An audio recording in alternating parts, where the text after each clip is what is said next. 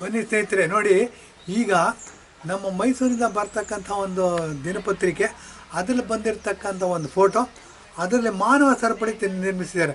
ಮಾನವ ಸರಪಳಿ ನಿರ್ಮಿಸಿದ್ದಾರೆ ಅಂತಂದರೆ ಇದ್ರ ಹಿಂದೆ ವಿಶ್ಲೇಷಣೆ ಮಾಡ್ತಾ ಹೋದರೆ ಕಲಿಬೇಕಾದಂಥ ಪಾಠ ಬಹಳ ದೊಡ್ಡದಿದೆ. ಬನ್ನಿ ಅದ್ರ ಬಗ್ಗೆ ಮಾತಾಡೋಣ. ಮಾನವ ಸರಪಳಿ ಮಾಡಿರೋರು ಯಾರು ಅಂತ ಹೇಳ್ತೀವಿ.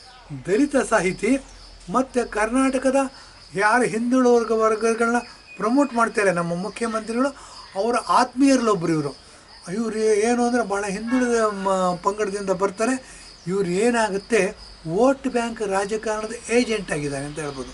ಏನು ಅಂತ ಇವ್ರು ಹೇಳಿದ್ದನ್ನೆಲ್ಲ ದಲಿತ ವರ್ಗ, OBC ವರ್ಗ ಏನಿದೆ ಕೇಳುತ್ತೆ. ಆ ದೃಷ್ಟಿಯಿಂದ ಇವ್ರಿಗೆ ಭಾಳ ಮಹತ್ವನೂ ಇದೆ, ಭಾಳ ಒಳ್ಳೆಯ ಸಾಹಿತಿನೂ ಹೌದು, ಅದ್ರ ಬಗ್ಗೆ ಏನಿದಿಲ್ಲ. ಇವರು ಮಾನವ ಸರಪಳಿ ನಿರ್ಮಿಸೋದಕ್ಕೆ ಒಂದು ಕರೆ ಕೊಡ್ತಾರೆ. ಫೋಟೋ ನೋಡಿ ನೀವು, ಫೋಟೋದಲ್ಲಿ ನೂರಾರು ಜನ ನಿಂತ್ಕೊಂಡು ಮಾನವ ಸರಪಳಿ ನಿರ್ಮಿಸ್ತಾರೆ.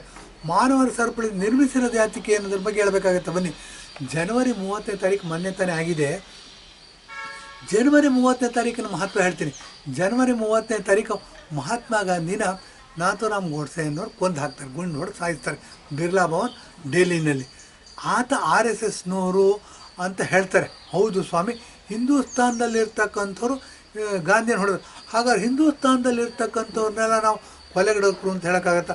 ಹಿಂದೂಗಳನ್ನೆಲ್ಲ ಕೊಲೆಗಾರರು ಅಂತ ಹೇಳಿ ನಾವು ಪನಿಷ್ ಮಾಡೋಕ್ಕೆ ಸಾಧ್ಯನಾ ಅಂದರೆ ಖಂಡಿತ ಇಲ್ಲ ಅಂತ ಬರ್ತೀವಿ. ಹಾಗೆ ಯಾರೋ ಚಡ್ಡಿ ಹಾಕ್ಕೊಂಡು ಬಂದಿರ್ಬೋದು, ಹೋಗಿರ್ಬೋದು, ಗೊತ್ತಿಲ್ಲ. ಅದನ್ನು ಇದುವರೆಗೂ ಯಾರು ಪ್ರೂವ್ ಮಾಡೋಕ್ಕೆ ಸಾಧ್ಯ ಇಲ್ಲ. ಆತ RSS ನಾಥೂರಾಮ್ ಗೋಡ್ಸೆ RSSನವನು ಹೊಡೆದ ಅಂತ ಅಂದ್ಬಿಟ್ಟು ಎಲ್ಲೂ ಪ್ರೂವ್ ಆಗಿಲ್ಲ. ಆದರೂ ಸಹ ಇದರ ಹೀಟು ಏನಾಗುತ್ತೆ, RSS ಮೇಲೆ ಬಹಳ ತಟ್ಟಿದಾಗ ಏನಾಗುತ್ತೆ, ಗೋಲ್ವಾಲ್ಕರ್ ಸರಸಂಘ ಚಾಲಕರಾಗಿರ್ತಾರೆ.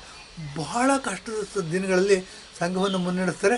ಸಂಘ ಇವತ್ತು, ರಾಷ್ಟ್ರೀಯ ಸ್ವಯಂ ಸೇವಕ ಸಂಘ ಇವತ್ತು ಪ್ರಪಂಚದಲ್ಲೇ ಅತ್ಯಂತ ದೊಡ್ಡ ಸ್ವಯಂ ಸೇವಕ ಸಂಸ್ಥೆಯಾಗಿ ಬೆಳೆದಿದೆ. ಮತ್ತು BJP ಇಷ್ಟು ಸ್ಟ್ರಾಂಗ್ ಆಗಿದೆ, ನರೇಂದ್ರ ಮೋದಿ ಇಷ್ಟು ಸ್ಟ್ರಾಂಗ್ ಆಗಿದ್ದಾರೆ ಅಂದರೆ ಇದ್ರ ಹಿಂದಿರ್ತಕ್ಕಂಥ ಶಕ್ತಿ ಬಂದ್ಬಿಟ್ಟು ಹೈಕಮಾಂಡ್ ಅಂತ ಹೇಳ್ಬೋದು ರೀ. ಇದು ನೋಡಿ, ರಾಷ್ಟ್ರೀಯ ಸ್ವಯಂ ಸಂಘ, ರಾಷ್ಟ್ರೀಯ ಸ್ವಯಂ ಸಂಘದಲ್ಲಿ ಡಿಸ್ಟಿಕ್ ಲೆವೆಲಲ್ಲೂ ಫೀಡ್ಬ್ಯಾಕ್ ಇರುತ್ತೆ, ತಾಲೂಕು ಲೆವೆಲಲ್ಲೂ ಫೀಡ್ಬ್ಯಾಕ್ ಇರುತ್ತೆ, ಗ್ರಾಮಾಂತರದಲ್ಲೂ ಫೀಡ್ಬ್ಯಾಕ್ ಇರುತ್ತೆ, ಮತ್ತು ಸಿಟಿ ಇದರಲ್ಲೂ ಫೀಡ್ಬ್ಯಾಕ್ ಇರುತ್ತೆ, ಸ್ಟೇಟ್ ಲೆವೆಲಲ್ಲೂ ಫೀಡ್ಬ್ಯಾಕ್ ಇರುತ್ತೆ, ಸೆಂಟ್ರಲ್ ಗೌರ್ಮೆಂಟ್ ಲೆವೆಲಲ್ಲೂ ಫೀಡ್ಬ್ಯಾಕ್ ಇರುತ್ತೆ. ತಮ್ಮದೇ ಆಗಿರ್ತಕ್ಕಂಥ ಒಂದು ದೊಡ್ಡ ಸೈನ್ಯ, ಪ್ರಪಂಚದಲ್ಲಿ ಅತಿ ದೊಡ್ಡ ಸೈನ್ಯ ಯಾವುದಾದ್ರೂ ವಾಲಂಟಿಯರ್ ಆರ್ಗನೈಸೇಷನ್ ರಾಷ್ಟ್ರೀಯ ಸ್ವಯಂ ಸೇವಕ. ಇವಾಗ ಏನಾಗಿದೆ, ರಾಷ್ಟ್ರೀಯ ಸ್ವಯಂ ಸೇವಕ ಸಂಘ ಬೆಳೀತಾ ಬೆಳೀತಾ ಬೆಳೀತಾ ರಾಷ್ಟ್ರೀಯ ಸೇವಿಕಾ ಸಮಿತಿ ಅಂತನಾಗಿದೆ. ಈ ರಾಷ್ಟ್ರೀಯ ಸೇವಿಕಾ ಸಮಿತಿ ಏನು ಅಂತಂದರೆ, ಸಂಘ ಸ್ತ್ರೀ ಶಕ್ತಿಯನ್ನು ಮಾತೃಶಕ್ತಿ ಅಂತ ಘೋಷಣೆ ಮಾಡಿದೆ ಮತ್ತು ನಂಬತ್ತೆ, ಆಚರಣೆಯನ್ನು ತಂದಿದೆ ಮಾತೃಶಕ್ತಿ ಏನಂತೆ. ಮತ್ತು ಅದನ್ನು ತಾಯಿ ದುರ್ಗೆ ಅಂತ ಪೂಜೆ ಮಾಡ್ತೀವಿ ಹೆಣ್ಣನ್ನು. ಹೀಗಾಗಿ ಸಂಘದಲ್ಲಿ ಬಹಳ ಉನ್ನತವಾದ ಧ್ಯೇಯಗಳಿವೆ, ಭಾಳ ಸ್ಟ್ರಾಂಗಾಗಿ ಬೆಳೀತಾ ಇದೆ ಎವ್ರಿ ಡೇ. ಹಾಗಾಗಿ ಕರ್ನಾಟಕದಲ್ಲೂ ಸಹ BJP ಅಧಿಕಾರಕ್ಕೆ ಬಂತು ಅಂದರೆ ಅದ್ರ ಹಿಂದಿರ್ತಕ್ಕಂಥ ಕರೆಂಟ್ ಏನಿದೆ ನೋಡಿ, ಕರೆಂಟ್ ಕಾಣೋದಿಲ್ಲ, ದೀಪ ಹತ್ತದ ಮಾತ್ರ ಕಾಣುತ್ತೆ. ಹಾಗೆ ಕರೆಂಟಾಗಿ ಕೆಲಸ ಮಾಡ್ತಿರೋದು ರಾಷ್ಟ್ರೀಯ ಸ್ವಯಂ ಸಂಘ. ರಾಷ್ಟ್ರೀಯ ಸ್ವಯಂ ಸಂಘದಲ್ಲಿ ಕೆಲಸ ಮಾಡ್ತಕ್ಕಂಥ ಕಾರ್ಯಕರ್ತರು ಮತ್ತು ನಮ್ಮ ಯಾರು ರಾಷ್ಟ್ರೀಯ ಸ್ವಯಂ ಸೇವಕ ಸಂಘದ ಪ್ರತಿನಿಧಿಗಳಾಗಿದ್ದೀವಿ, ಯಾರು ಮೆಂಬರ್ಸ್ ಆಗಿದ್ದಾರೆ ಅವರು ಅಂತ ಹೇಳೋದಕ್ಕೆ ಇಷ್ಟಪಡೋದು. ಇದೇನಾಗಿದೆ, ಭಾರತೀಯ ಜನತಾ ಪಕ್ಷ ಇವತ್ತೇನಾದರೂ ಅತಿ ದೊಡ್ಡ ಶಕ್ತಿಯಾಗಿ ಬೆಳೆದಿದೆ ಅಂತಂದರೆ ಹಿಂದಿರ್ತಕ್ಕಂಥ ಆತ್ಮಶಕ್ತಿ, ಹಿಂದಿರ್ತಕ್ಕಂಥ ಸ್ವಾಭಿಮಾನ, ಹಿಂದಿರ್ತಕ್ಕಂಥ ಕರೆಂಟ್ ರಾಷ್ಟ್ರೀಯ ಸ್ವಯಂ ಸೇವಕ ಸಂಘ.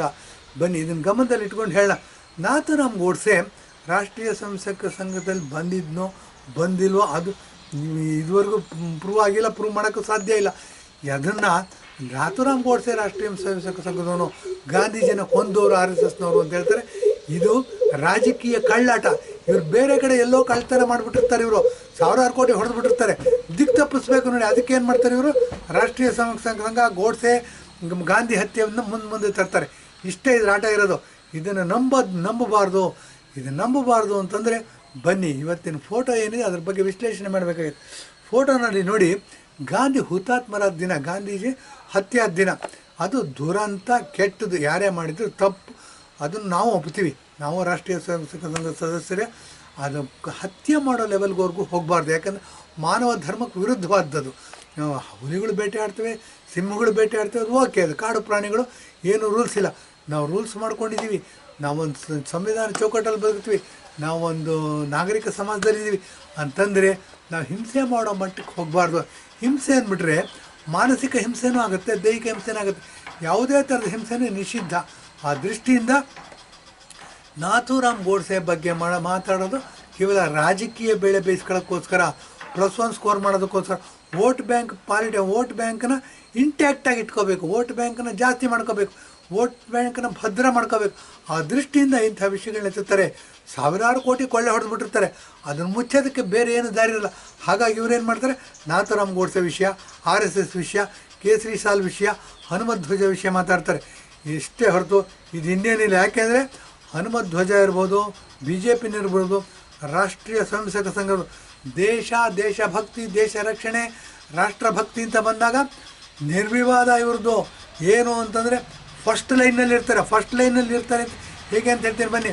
1947ನೇ ಇಸ್ವಿನಲ್ಲೇ ಕಾಶ್ಮೀರದ ಮೇಲೆ ಪಾಕಿಸ್ತಾನದ ಆಕ್ರಮಣಕಾರರ ಅಟ್ಯಾಕ್ ಮಾಡ್ತಾರೆ. ಅಟ್ಯಾಕ್ ಮಾಡಿದಾಗ ನಮ್ಮ ವಿಮಾನ ಲ್ಯಾಂಡ್ ಆಗೋಕ್ಕೆ ಜಾಗ ಇರಲ್ಲ ರೀ ಅಲ್ಲಿ ಶ್ರೀನಗರಲ್ಲಿ.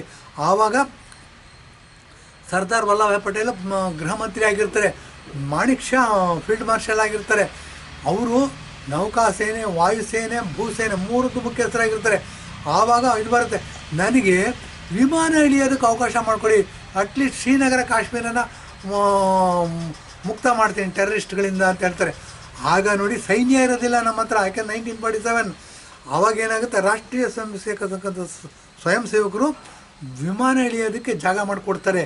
ಅವರು ಅಂಥ ಕೊರೆಯೋ ಚಳಿ ಜನವರಿನಲ್ಲಿ ನೋಡಿ, 1947 ಆಗಸ್ಟಲ್ಲಿ ಕೊರಿತಕ್ಕಂಥ ಚಳಿ -15 ಡಿಗ್ರಿ ಸೆಂಟಿಗ್ರೇಡ್ ಇರುತ್ತೆ. ಅಲ್ಲಿ ಊಟ ಇರೋದಿಲ್ಲ, ಸರಿಯಾದ ಶಾಲೆ ಇರೋದಿಲ್ಲ, ರಕ್ತ ಹೆಪ್ಪುಗಟ್ಟತಕ್ಕಂಥ ಪರಿಸ್ಥಿತಿ.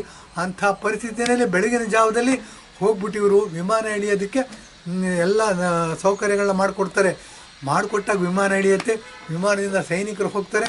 ಸೈನಿಕರು ಹೋಗಿ ಯಾರು ಕಳ್ಳಾಟ ಮಾಡಿಕೊಂಡು ನಮ್ಮ ದೇಶದ ಮೇಲೆ ಆಕ್ರಮಣ ಮಾಡ್ತಿರ್ತಾರೆ ಅವ್ರನ್ನೆಲ್ಲ ಕೊಂದು ಹಾಕ್ತಾರೆ. ಅನೇಕ ಮುಕ್ಕಾಲ್ವಾಸಿ ಜನ ಕೊಂದು ಹಾಕ್ತಾರೆ, ಇನ್ನು ವಾಪಸ್ ಹೊರಟೋಗ್ತಾರೆ.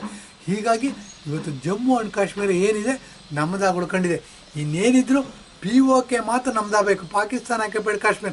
ಅದನ್ನು ಸಹ ಈ ಸರಿ ಪಾರ್ಲಿಮೆಂಟ್ ಸೆಷನಲ್ಲಿ ನಮ್ಮ ಗೃಹ ಮಂತ್ರಿ ಅಮಿತ್ ಶಾ ಅವರು ಘೋಷಣೆ ಮಾಡಿಬಿಟ್ಟಿದ್ದಾರೆ, POK ನಮ್ಮದು ಅಂತ ಡಿಕ್ಲೇರ್ ಆಗಿಬಿಟ್ಟಿದ್ದಾರೆ, ರೆಕಾರ್ಡಲ್ಲಿ ಬಂದು ಹೋಗ್ಬಿಟ್ಟಿದೆ.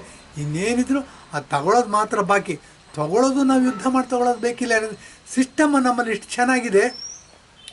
ಪಾಕಿಸ್ತಾನ ಆಕ್ಯುಪೈಡ್ ಕಾಶ್ಮೀರಲ್ಲಿ ಇರ್ತಕ್ಕಂಥ ಮುಸಲ್ಮಾನರೇ ನಮ್ಮನ್ನು ಇಂಡಿಯಾ ದೇಶದೊಳಗೆ ಸೇರಿಸಿ ಅಂತ ಕೇಳ್ತಾ ಇದ್ದಾರೆ. ಇದೇ ಪರಿಸ್ಥಿತಿ ಇನ್ನೊಂದು 5-6 ವರ್ಷ ಹೋಗ್ಬಿಟ್ರೆ ಅವರು ನಮ್ಮ ದೇಶದೊಳಗೆ ಬಂದು ಸೇರ್ಕೊಂಡ್ಬಿಡ್ತಾರೆ. ನಾವು ಯುದ್ಧ ಮಾಡೋದು ಬೇಕಿಲ್ಲ ಅಥವಾ ಯುದ್ಧ ಮಾಡಿ ತೊಗೊಳ್ಳೋದು ಬೇಕಿಲ್ಲ. ಇದನ್ನು ಗಮನದಲ್ಲಿ ಇಟ್ಕೋಬೇಕು. ಇದಕ್ಕೆಲ್ಲ ಮುಖ್ಯ ಕಾರಣಕರ್ತರಾಗಿರ್ತಕ್ಕಂಥದ್ದು 70 ವರ್ಷಗಳ ಕಾಲ ಆಡಳಿತ ಮಾಡಿದ್ದು ಕಾಂಗ್ರೆಸ್ಸು. ಧಿಕ್ಕಾರ. ಯಾಕೆ ಅಂತಂದರೆ ನಮ್ಮದು ದ್ವಿಪಕ್ಷೀಯ ಮಾತುಕತೆಯಲ್ಲಿ ಬರಿಬೇಕಾದಂಥ ಬಗೆಹರಿಬಹುದಾದಂಥ ಸಮಸ್ಯೆನ ಯುನೈಟೆಡ್ ನೇಷನ್ ಜನರಲ್ ಅಸೆಂಬ್ಲಿ ತಗೊಂಡೋಗಿದ್ದು ಇದೇ ಕಾಂಗ್ರೆಸ್ ಸರ್ಕಾರ. ಇದೇ ಕಾಂಗ್ರೆಸ್ ಸರ್ಕಾರದ ಪ್ರಧಾನಮಂತ್ರಿ ಜವಾಹರ್ಲಾಲ್ ನೆಹರೂರವರು ಕಾಶ್ಮೀರ ಆಕ್ರಮಣ ಮಾಡಿದಾಗ ನಾವು ಯುದ್ಧ ಮಾಡಿ ವಾಪಸ್ ತಗೋಬೋದಿತ್ತು. ಅದನ್ನು ಯುನೈಟೆಡ್ ನೇಷನ್ ಜನರಲ್ ಅಸೆಂಬ್ಲಿ ತಗೊಂಡೋಗಿ ಬಹಳ ದೊಡ್ಡ ಪ್ರಮಾದ ಏರ್ಪಡಿಸಿದ್ರು.